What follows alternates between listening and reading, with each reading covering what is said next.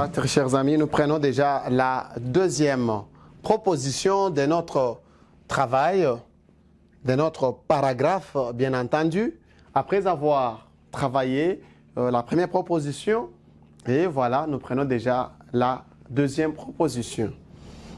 Ainsi, cette proposition sera composée à partir de out, quiz, mihi, yure, suskenseat. Alors, si on pouvait faire une construction de cette proposition, alors nous retrouverons out, si, suskenseat, mihi, yure. Donc, vous comprenez que la construction est très nécessaire, surtout quand vous voulez arriver à une très bonne traduction. Il faut d'abord commencer par une très bonne construction et cela permettra à ce que vous puissiez atteindre une très bonne traduction. Alors, le verbe de la phrase, c'est suskenseat, qui est au subjonctif déjà. Suskenseat. Le verbe qui est instant primitif, suskenseo, suskenses, suskensui, suskensum, suskensere, qui veut dire s'irriter ou être en colère. Nous avons mihi. Mihi, vous le connaissez très bien. C'est le datif de ego. Ego, me, mei, mihi, me. Il est le datif de ego. Alors, un complément d'attribution.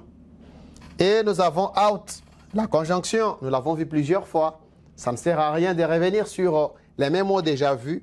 Qui et yure, des mots déjà vus aussi plusieurs fois. Et pour gagner du temps, je vous ai dit que nous pouvons interpréter ou bien construire d'abord notre proposition en ces termes.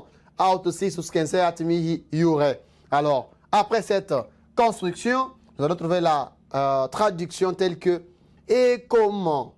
Qui peut s'irriter en bon droit contre moi ?» Très bien. C'est aussi une proposition indépendante. Et directement, nous prenons la troisième proposition. Et cette fois-ci, nous avons la proposition construite de cette manière. Quantum temporum conceditur ceteris ad obeundas res. Si vous voyez très bien, en comparant cette proposition, nous avons quantum qui se retrouve ici devant si.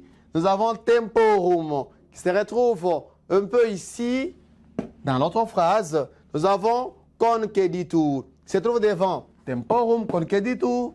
Nous avons ceteris qui se retrouve aussi, voilà, ceteris qui est juste après quantum. Et nous avons ad qui est juste ici. Et nous avons aussi obeundas res. Obeundas res qui est ici, res obeundas. Et quand nous prenons ce mot-là pour construire notre proposition, nous allons alors trouver quantum temporum conceditur ceteris ad obeundas res. Alors avec ça, nous avons des mots nouveaux, surtout on prend des mots nouveaux, mes chers amis, et nous avons obeundas qui est le verbe temps primitif, obeo, obis, obui, obitum, obire.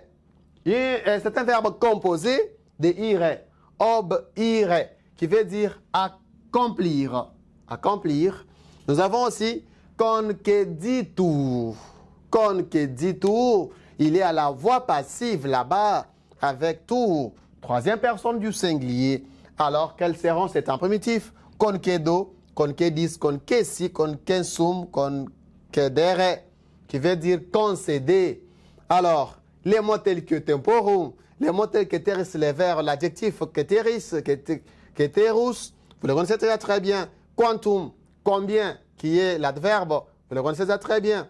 Res, n'en parlons pas. Alors, même ad, la préposition, c'est ainsi que directement nous allons traduire cette proposition comparative en ces mots. Combien de temps est accordé aux uns pour accomplir leur rendez-vous ou leur chose? Hein? Obeundas res. Au lieu de traduire leurs choses, on a préféré prendre, puisque les choses dont il parle ici, il s'agit de rendez-vous. Eh bien voilà, mes chers amis, on va se retrouver à la prochaine fois. Au revoir.